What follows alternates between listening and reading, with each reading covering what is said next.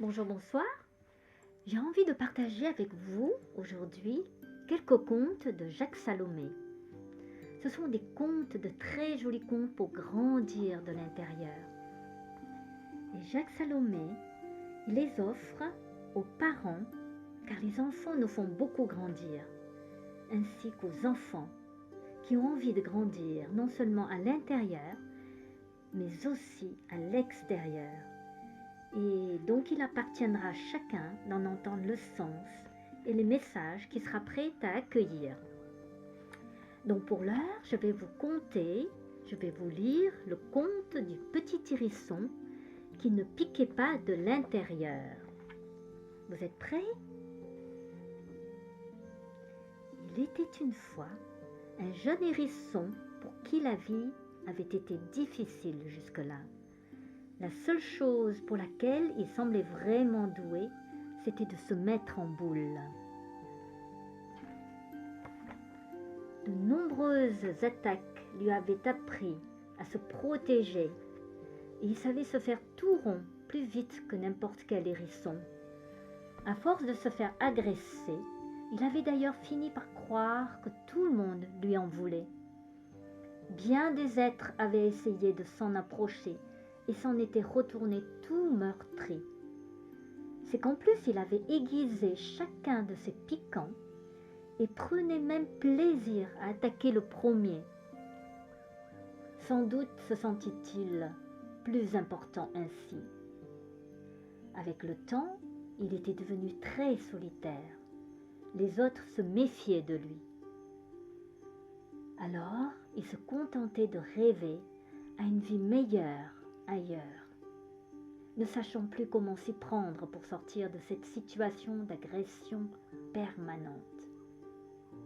Un jour qu'il se promenait toujours seul, non loin d'une habitation, il entendit une étrange conversation entre deux garçonnets.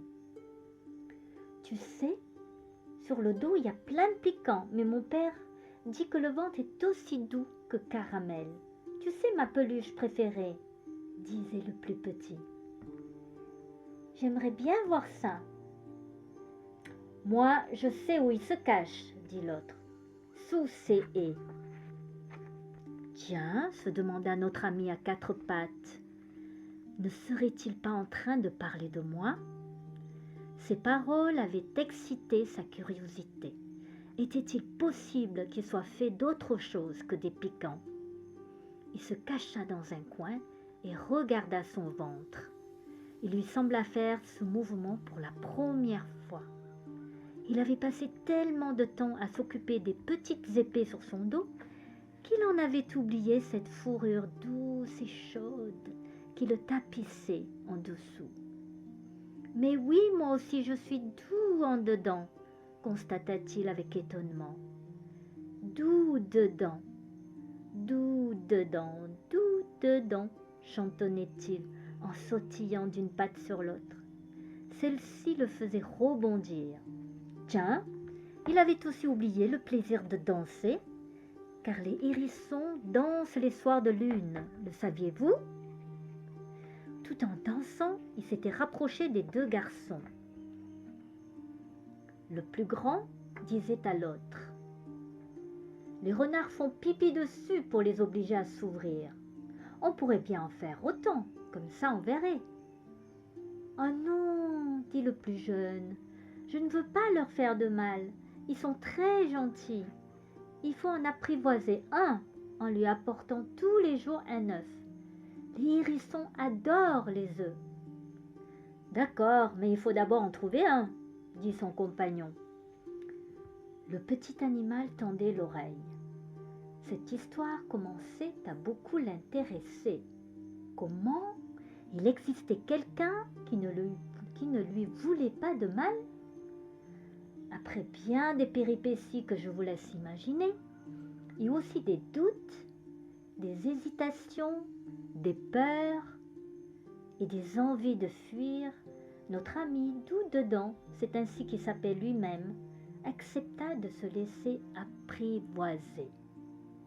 Il passa de moins en moins de temps en boule. Chaque jour, il s'exerçait à montrer sa fourrure. Du coup, elle devenait de plus en plus douce et soyeuse.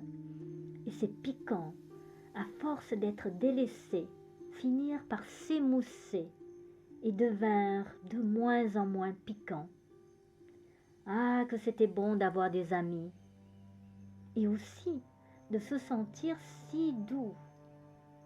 À force d'apprendre à être doux, il avait même fini par rencontrer une compagne qui, elle aussi, avait un ventre très très doux.